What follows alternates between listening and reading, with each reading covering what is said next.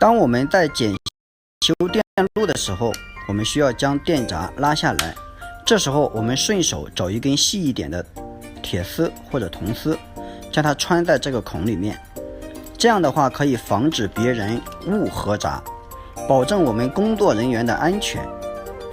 感谢大家支持，每天分享电工经验，关注我学习更多电工知识。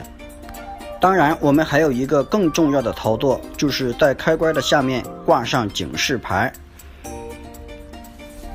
正在检